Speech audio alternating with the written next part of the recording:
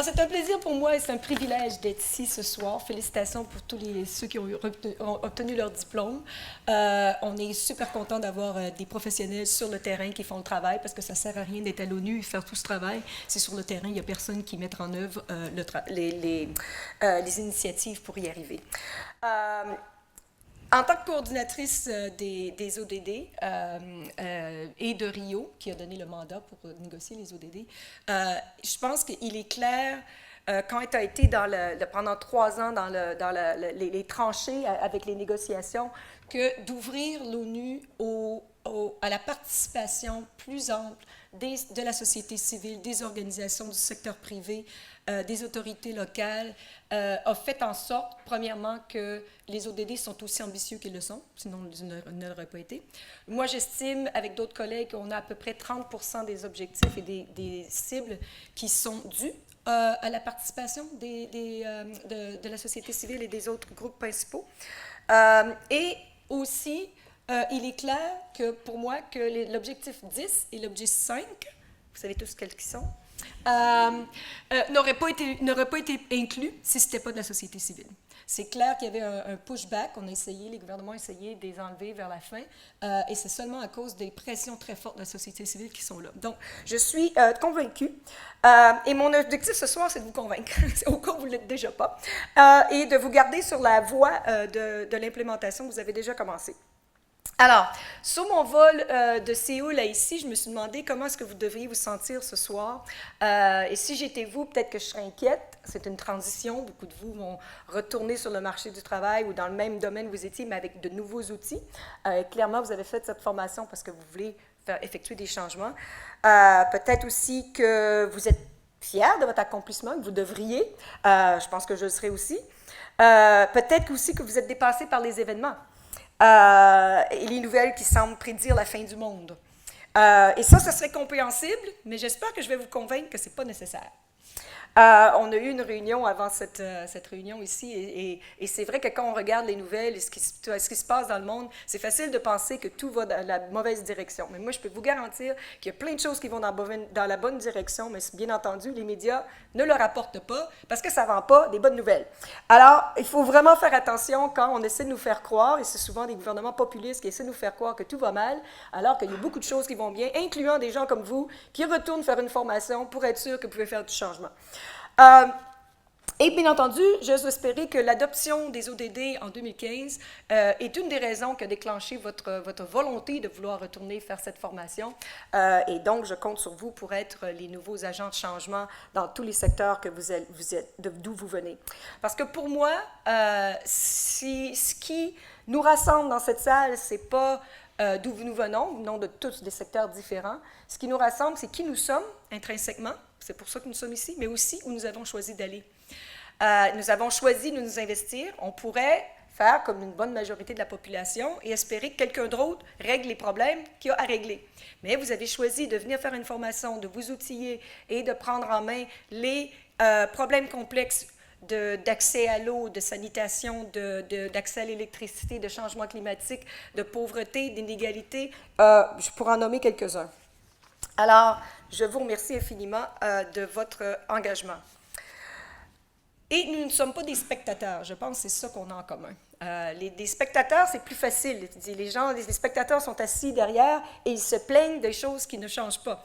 Alors moi, je crois vraiment, comme la directrice l'a mentionné, nous sommes tous des entrepreneurs et c'est à nous de prendre l'action en main pour effectuer les changements dont nous avons besoin et dont nous voulons.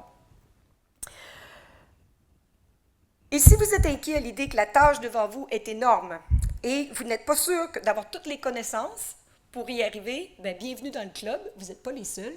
On est tous au même niveau et chacun de nous n'a pas la capacité ou l'habilité pour résoudre tous ces problèmes. Par contre, ce qui est clair, c'est que chacun de nous peut résoudre une partie du problème et qu'ensemble, on peut y arriver. Ça, j'en suis convaincue. Et vous êtes maintenant entourés de gens comme vous dans cette salle et donc, nous ne sommes pas seuls. Et il y a plein d'autres Jedi out there qui sont aussi sur cette ligne d'engagement et de travail. Et je dis Jedi parce que j'ai carrément une femme qui est venue, c'était la gourou du Impact Investment, elle est venue me voir à New York pour me dire j'ai des Jedi partout sur la planète qui travaillent sur l'Impact Investment, on est prêt à changer le monde, qu'est-ce qu'on fait? Comment est-ce qu'on peut contribuer aux EDD? Et j'ai à toutes les semaines, des gens comme ça, de tous les secteurs, beaucoup du secteur privé, parce qu'il voit beaucoup les opportunités, qui viennent me voir, qui cognent à la porte, comment est-ce qu'on peut contribuer, où sont les lacunes, qu'est-ce qui manque, comment est-ce qu'on peut donner notre contribution. Et une des raisons pourquoi le secteur privé est tant intéressé, c'est que je ne sais pas combien de vous ont vu le rapport qui a été parrainé par Paul Polman, le PDG de Unilever, qui ont essayé d'estimer les affaires, des opportunités d'affaires pour répondre aux ODD. Combien de vous? Vous avez une idée du nombre? Non? Parfait. Comme ça, je ne serai pas venu pour rien. Vous allez apprendre quelque chose. 12 000 milliards de dollars minimum d'opportunités d'affaires pour les entrepreneurs qui vont être capables de percer cette clé, d'amener des solutions innovatives à ces problèmes complexes. Et souvent, on a les technologies, on sait comment résoudre le problème. Ce qu'on n'a pas, cette espèce de business model, le modèle d'affaires et de financement qui est nécessaire pour des solutions décentralisées avec beaucoup plus d'acteurs avec qui on est habitué de travailler. Par exemple, vous allez avoir des organisations internationales. Nous, on travaille beaucoup dans les pays en développement. Donc, on a les organisations internationales, on a les bailleurs de fonds, on a le promoteur, celui qui est la technologie, on a les ONG locales, les autorités locales. Et tous ces acteurs-là sont nécessaires pour faire en sorte que le projet a du succès. Par exemple, un système décentralisé d'accès à l'eau ou un système décentralisé d'accès à l'électricité mini-grid en Inde. Et on a des modèles existants qui fonctionnent avec, comme partie prenante, ces autorités, ces ONG locales. Par contre, ce qu'on n'a pas, c'est vraiment un modèle qu'on pourrait répliquer à échelle. Parce qu'il n'y aura pas un modèle qui va fonctionner partout. Mais il y a probablement 60 à 75 du modèle qui pourrait être réplicable. Et à ce moment-là, qui pourra avoir effet boule de neige. Mais on n'a toujours pas répertorié tous ces cas qui existent, incluant par exemple, certains que vous avez documentés, et où est-ce qu'on pourrait commencer à dire, voilà, ne recommencez pas à zéro, on n'a que 12 ans, voici un modèle que vous pouvez adapter. Et si les participants, ce sont ces groupes, considérez ceci. Si ce sont d'autres groupes, considérez ceci. Si vous avez des revenus d'affaires qui sont constants, vous pouvez à ce moment-là avoir un modèle d'affaires qui est différent que s'il n'y a pas de revenus immédiats, par exemple, avec l'accès au broadband. Je ne me souviens pas du mot en français. Pour l'accès au broadband, c'est facile, on paye au fur et à mesure qu'on utilise. L'électricité, c'est la même chose. Par contre, c'est beaucoup plus difficile à faire avec l'eau, avec les systèmes de sanitation, avec d'autres systèmes, ou à l'alimentation, par exemple, où est-ce qu'il faut avoir des modèles beaucoup plus innovants de business et de financement pour s'assurer que les populations les moins nanties, les plus éloignées des infrastructures et qui n'ont pas nécessairement la capacité à payer, puissent se les offrir. Et souvent, ça va aussi comprendre des modèles où est-ce qu'on va être obligé, pas obligé, mais qu'on va bénéficier d'engager ces populations-là et leur donner du travail pour contribuer au projet et à ce moment-là, être capable de se payer le service. Et, bien entendu, si vous vous sentez dépassé par ce qui se passe, il est tout à fait normal. Je veux vous dire qu'il est très difficile de s'imaginer que 3 ans après l'euphorie qu'on avait à New York en 2015, que quand on regarde les médias, on voit tous l'isolationnisme, le xénophobisme et le repli des pays sur eux-mêmes, alors qu'on a besoin d'une collaboration et d'une solidarité mondiale. C'est sûr que ça porte à confusion et à beaucoup de craintes. Par contre, je pense qu'on a beaucoup d'avantages, on a beaucoup pour nous mettre sur la bonne voie. Entre autres, on a failli avoir 2 ensembles d'objectifs. Est-ce que vous le saviez? Lorsqu'on était à Rio, on avait des gouvernements qui voulaient qu'on continue à avoir des objectifs de développement pur et simple pour faire le suivi sur le les objectifs du millénium, et d'autres qui voulaient avoir des objectifs de développement durable. Ça aurait été un bordel total, excusez le mot, mais ça aurait été impossible d'atteindre les ODD, parce que ça aurait été, encore une fois, le Nord versus le Sud, le Nord, les autres pays occidentaux qui poursuivent un agenda de développement durable, et les pays en développement qui poursuivent un agenda de développement, et qu'après, on reviendra à voir si on arrive à récupérer l'environnement qu'on a détruit. Alors qu'avec les objectifs de développement durable, ce qu'on voit, et ce cadre qui est très rassembleur et très fédérateur, ce qu'on voit, c'est qu'on a une poussée dans les pays en développement de l'économie circulaire, par exemple. Ils sont en avance sur les pays développés parce qu'ils voient un besoin. Ils ne sont pas encombrés d'une infrastructure qui est déjà existante ou des institutions déjà existantes. Ils peuvent carrément innover et passer directement à ramasser les déchets, produire de l'énergie, et la vendre aux populations qui, elles, peuvent avoir un revenu parce qu'elles ont ramassé les déchets pour les vendre à l'entreprise. Et donc, c'est rassurant de voir qu'on a eu nos gouvernements ont eu cette illumination qu'il fallait vraiment avoir un objectif de développement durable et pas deux. Mais il y a quand même une dissonance. Vous avez tous entendu parler du rapport du GIEC qui regarde aux impacts de 1,5 degré plutôt que des impacts de 2 degrés. Et je cite, qui appelle à un changement rapide, radical et de manière inédite à tous les aspects de la société pour maintenir le changement climatique à 1,5 degré au lieu de 2, et que toute élévation au-dessus du 1,5, même sous le 2, aura des effets immenses sur les écosystèmes, la santé et le bien-être humain. Je ne sais pas combien d'entre vous ont eu la chance, et si vous ne l'avez pas fait, je vous invite à le faire, de regarder au rapport du Club de Rome, atteindre les objectifs de développement durable dans les limites planétaires. Combien d'entre vous en ont pris compte? OK, il faut vraiment, vraiment le voir. Parce que ce qu'ils disent, et encore une fois, ça revient à cette idée d'avoir un ensemble d'objectifs de développement durable et un cadre, c'est que avec le modèle économique et financier que nous avons présentement, il est absolument impossible d'atteindre les ODD de 1 à 11, qui sont plus économiques et sociaux, sans complètement impossible d'atteindre les objectifs 12 à 15 qui sont sur l'environnement. Donc, impossible d'atteindre des objectifs sur le réchauffement climatique, la fin à la surpêche des océans, dégradation des sols, etc. Et donc, il est clair, mais ils apportent des outils, ils apportent des solutions qui vont dans le même sens que les solutions du GIEC et dans le même sens que où je travaille avec l'UCED, où il y a comme 5 actions très claires que je vais vous présenter tout à l'heure qui feront en sorte qu'on peut y arriver, toujours. Mais il faut qu'on agisse immédiatement et tous ensemble. Et ce qui m'encourage, c'est qu'on a pour la première fois dans notre histoire de l'humanité un ensemble d'objectifs, un cadre qui est fédérateur et qui nous appelle chacun et tous à contribuer. Le processus participatif par lequel on l'a atteint, que Jörg a parlé, fait aussi en sorte que ce n'est pas des objectifs de l'ONU. Il y a souvent, les gens disent, c'est des objectifs de l'ONU. Absolument pas. Ce sont vos objectifs, ce sont nos objectifs. C'est les objectifs du peuple. Nous, le peuple, les premières phrases de la Charte des Nations Unies, ce sont des objectifs du peuple, ce ne sont pas des objectifs de l'ONU. Et les gouvernements ont mis très clair qu'il est impossible au gouvernement d'atteindre ces objectifs. Les objectifs vont être atteints si tous les participants, tout le secteur privé, le secteur associatif, les individus, chacun fait sa part.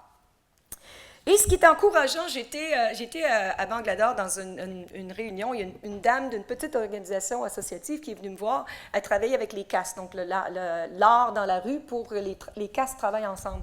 Et quand elle a su que je travaille sur les ODD, elle me sautait au cou carrément. Qu'est-ce qui se passe? Pourquoi tu aimes les ODD autant?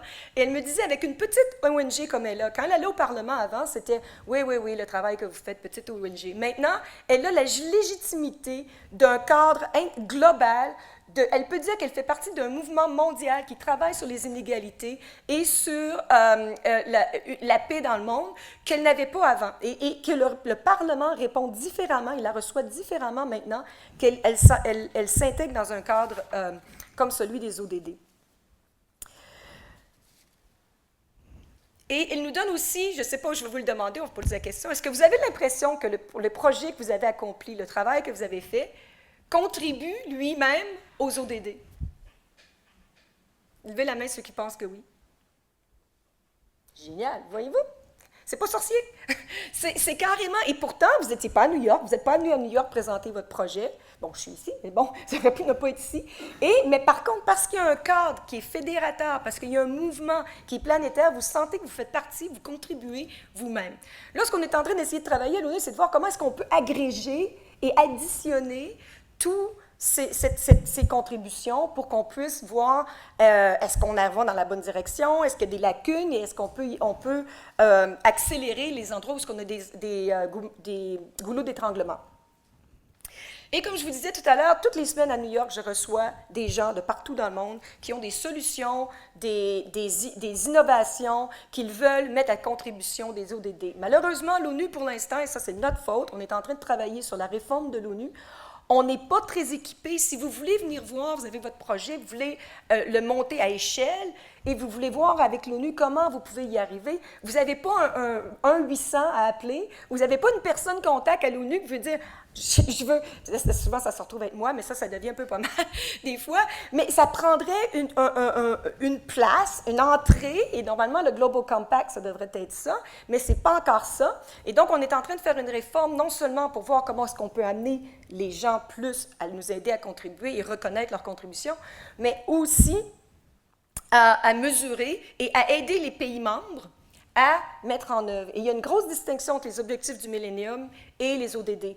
Parce que les objectifs du millénium ont été négociés par des experts dans un week-end chez eux, puis on dit voici les objectifs. Les ODD ont été négociés par tout le monde, en plein, très transparent et participatif pendant 3 ans, premièrement. Mais deuxièmement, j'ai perdu le fil de mon idée. Enfin, l'idée était que, parce qu'ils ont été négociés par tous, on se les approprie. Et c'est un peu l'idée. J'avais une autre idée qui me semblait très bien, mais elle est partie. La deuxième chose, c'est qu'aussi, on a 169 cibles et 232 indicateurs pour nous aider à mesurer si on va dans la bonne direction ou pas et changer le tir si on n'y arrive pas. Et il y a des gens il y a toujours des gens négatifs, il y a toujours des gens, moi je suis optimiste, au cas que ça ne paraît pas tellement, qui disent « Ah oui, mais tout ce qu'on voit, ce sont des entreprises qui recyclent les initiatives et les projets qu'ils avaient déjà et qui mettent un chapeau ODD dessus. » À ça, je leur réponds, c'est de l'opportunisme, oui, mais c'est de l'opportunisme qui est bien quand même. Je parlais à un copain qui est à Facebook, où est-ce que des grandes entreprises comme ça ne savent pas, comme l'ONU, qu'est-ce que la main droite fait puis qu'est-ce que la main gauche fait. Et ils ont finalement, après 3 ans, ils ont décidé, attends, on va faire un mapping de tout ce que Facebook fait sur l'environnement, l'économique, les mapper contre chacun des ODD. Et à moins que tu fasses ça, tu n'as aucune idée si tu as une synergie entre le travail que tu fais dans chacun des départements qui sont dirigés par des gens différents. Et tu n'as aussi aucune idée si tu as un département qui travaille à l'encontre du travail de l'autre. Et c'est seulement au moment où tu vas être capable de faire ce mapping et d'avoir une espèce de... Et là, c'est où on remonte un peu au niveau. Il faut que ça soit décentralisé, le travail, mais il faut qu'il y ait quelqu'un qui est en charge de savoir qu'est-ce qui se fait, qu'est-ce qui ne se fait pas et avec qui on pourrait mieux travailler pour y arriver. Et donc, ça me rassure énormément. Et aussi, ce qui me rassure, c'est qu'il y a beaucoup d'entreprises, il y a beaucoup de villes, la ville de New York par exemple, qui ont fait leur examen de volontaire examen national volontaire, donc un examen volontaire pour faire ce fameux mapping, de savoir qu'est-ce qu'on fait, quels sont les objectifs ou les cibles que pour nous, pour avoir un effet... c'est quoi le mot que je cherche? Un effet boule de neige, parce que certains vont avoir des leviers différents dans chacune des organisations, et de voir quelles sont les lacunes.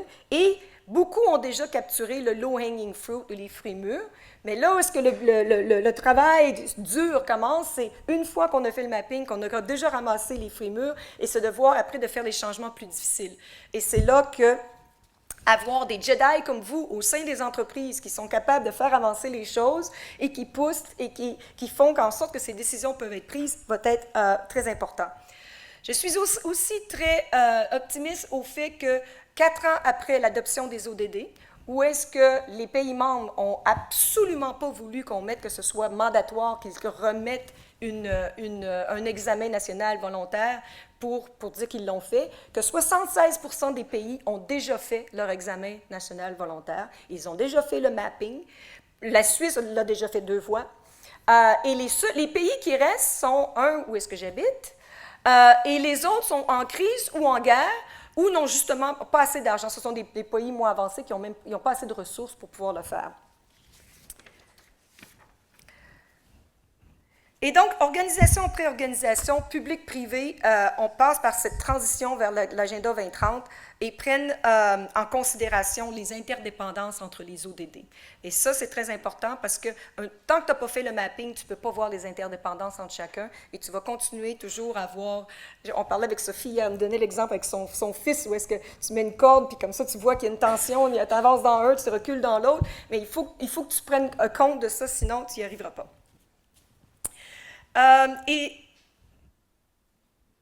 Et aussi à l'ONU, comme je vous disais, on a une réforme qui est en cours. Le FMI, la Banque mondiale, toutes les organisations, en fait, sont en cours de faire une réforme pour voir comment est-ce qu'elles peuvent mieux contribuer aux ODD. Et la CNUSEL était une des premières à avoir la chance de faire cet alignement, parce que nous, on travaille avec les pays en développement. Et pour nous, il est clair que les objectifs du millénaire n'aurait jamais réussi à avancer les choses parce qu'on ne prenait pas en compte les impacts, la dimension économique et les interrelations entre les objectifs. Donc, on s'attardait à essayer de solutionner les causes du problème, mais pas à la source du problème, qui sont souvent les inégalités et le manque de politique inclusive qui ferait que quand on met en place une politique, on se demande qui va bénéficier de cette politique? Qui va être laissé pour compte? Est-ce que les femmes rurales vont toujours pas avoir accès? Est-ce que les populations migratoires vont toujours pas avoir accès? Qui sera laissé pour compte et qui sera intégré? Parce qu'on en parlait tout de suite avant cette réunion. On continue à penser, je ne comprends pas pourquoi, que les politiques sont neutres. Mais les politiques et les initiatives ne sont pas neutres. Et juste parce que je travaille avec l'UCED, pour nous, c'est évident, un accord de libre-échange où est-ce qu'on va libéraliser un secteur du textile ou de l'agriculture où la majorité des femmes en pays de développement sont employées dans ce secteur-là, clairement va avoir plus d'impact sur les femmes que sur les hommes. Mais on ne pense pas systémiquement à quel est l'impact de ces politiques sur chacune des couches de la population. Et les opportunités ne sont pas juste économiques, elles sont aussi politiques et démocratiques. Je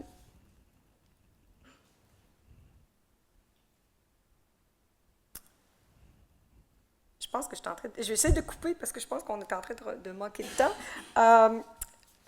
On a l'impression qu'il n'y a rien qui se fait, mais il y a beaucoup de choses qui se font, comme je vous disais tout à l'heure.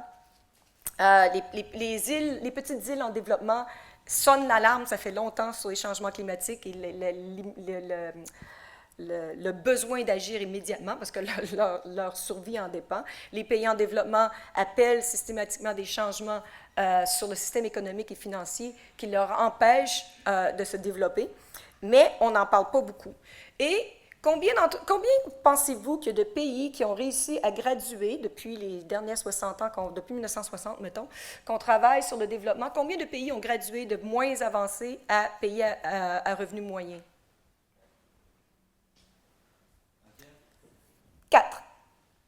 Et combien ont gradué de pays à revenus moyens à pays avancés comme nos pays occidentaux?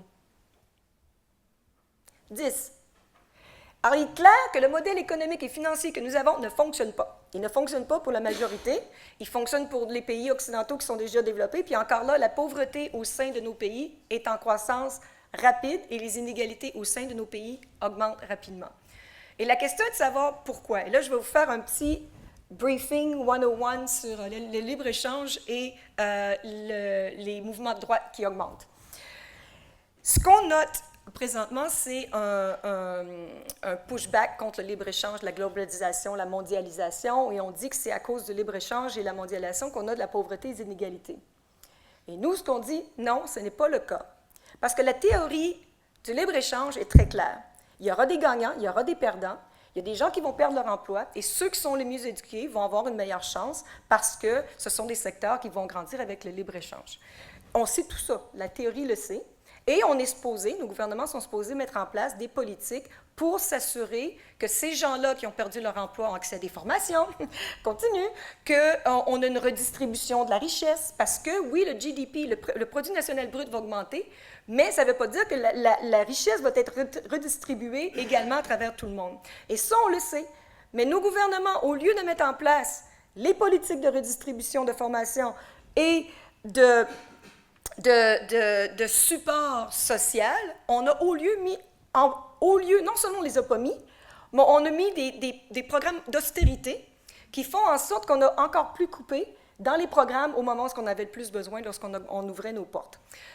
Et en passant, quand on met des programmes d'austérité, ce sont les femmes qui sont les plus affectées. Les femmes sont souvent les plus pauvres, c'est les femmes qui dépendent le plus du système de santé, d'éducation, de transport. Et lorsqu'on coupe ces services-là, ce sont les femmes qui ont moins de capacité d'aller sur le marché et de gagner leur vie, ou qui sont obligées de rester plus à la maison, s'occuper des enfants, des gens plus âgés, des gens malades. Alors, encore une fois, les politiques ne sont pas neutres. On le sait, mais on n'a rien fait.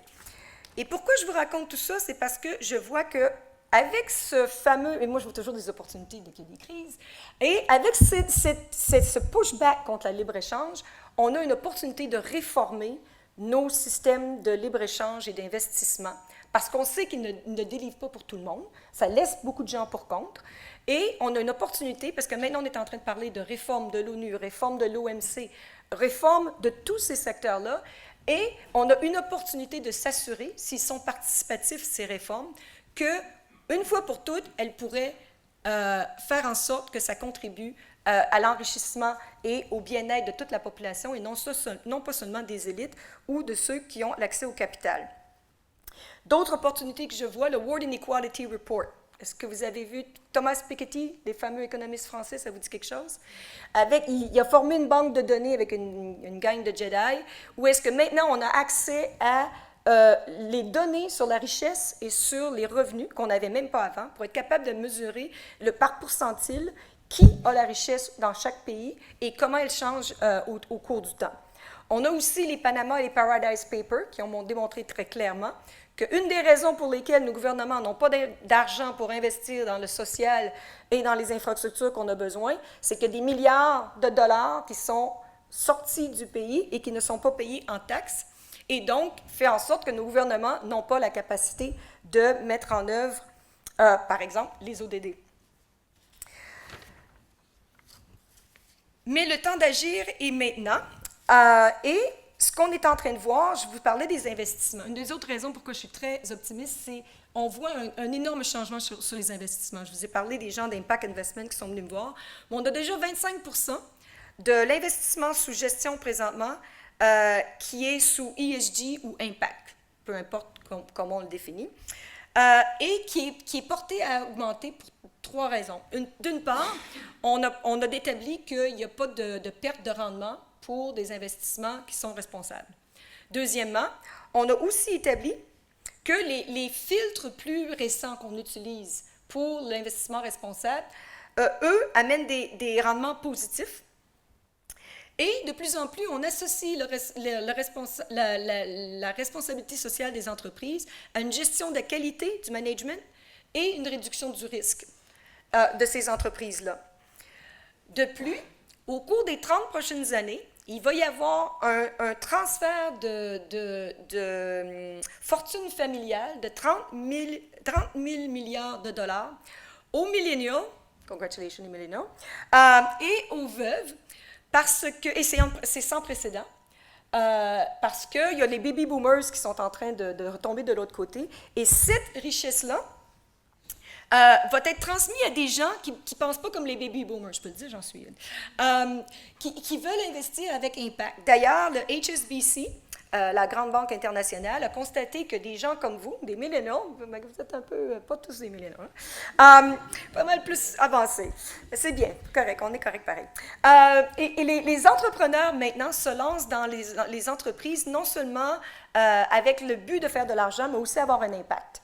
Et donc, il y a une croissance énorme, par exemple, du B Corp Certification, où est-ce que les entreprises ne s'enregistrent pas juste à profit, mais aussi pour les impacts qu'elles pourraient avoir.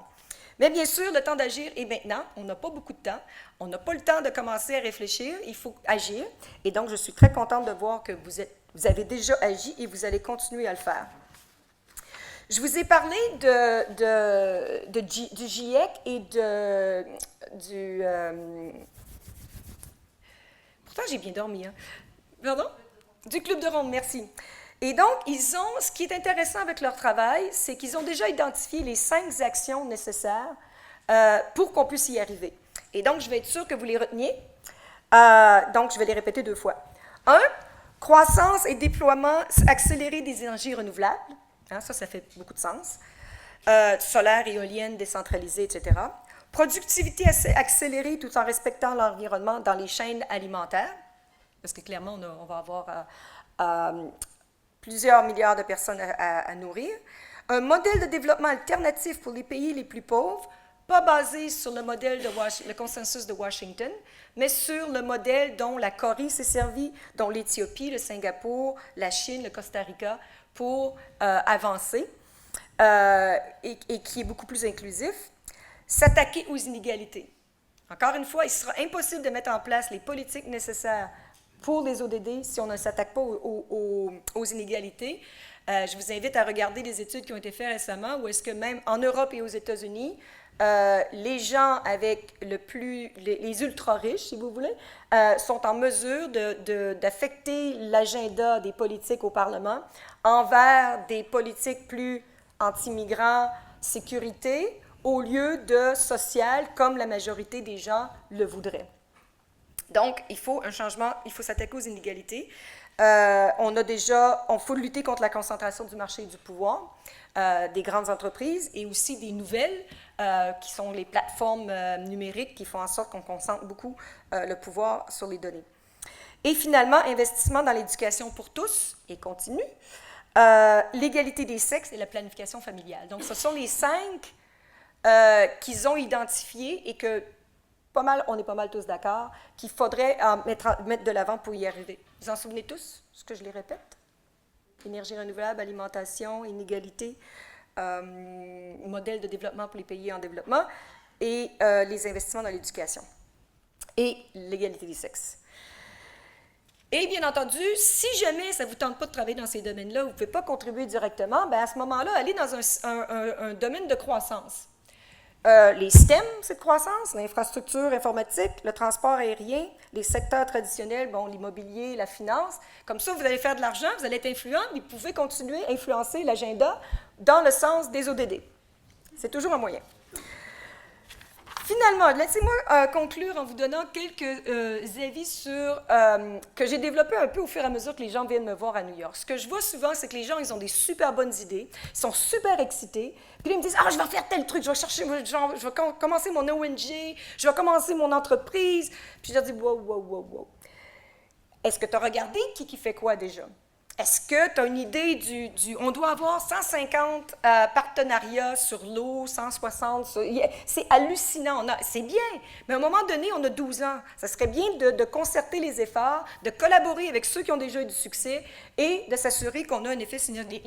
C'est une grosse tarte qu'on a devant nous. Il y a beaucoup de travail à faire. Franchement, on n'a pas besoin de compétitionner pour chacun des petits morceaux de la tarte. Il y en a plein, collaborons pour avancer de l'avant ensemble. Il faut aussi mettre son ego de côté, parce qu'une belle partie de ce qui se passe, c'est qu'on veut créer notre propre ONG, notre propre organisation, comme ça, c'est nous qui avons fait. Mais c'est un petit peu plus difficile de travailler avec les autres, mais c'est pas mal plus rewarding, gratifiant, merci, de le faire ensemble, même si ça prend plus de temps.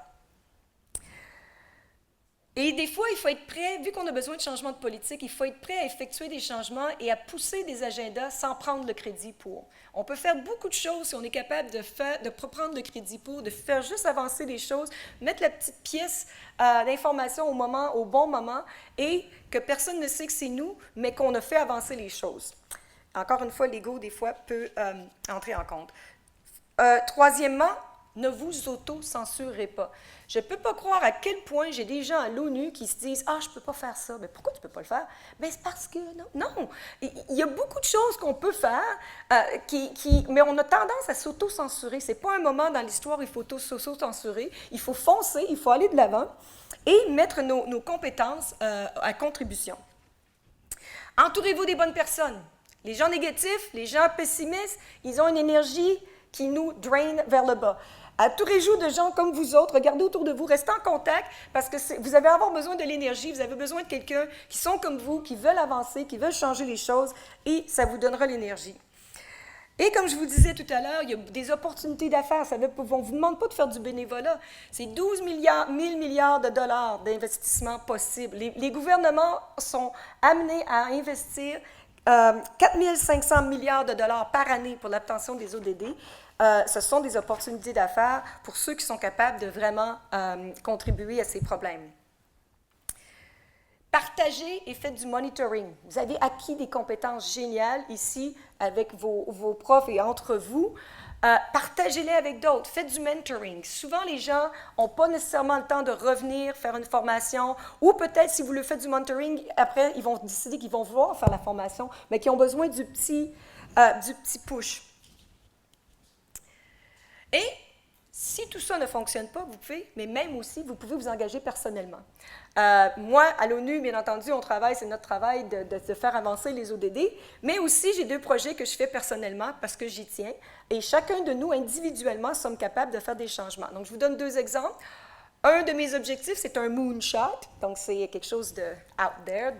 On veut que les femmes capturent 30% des revenus de ces 12 000 milliards de dollars, que les femmes en capturent 30%. Et comme ça, on s'adresse aux inégalités.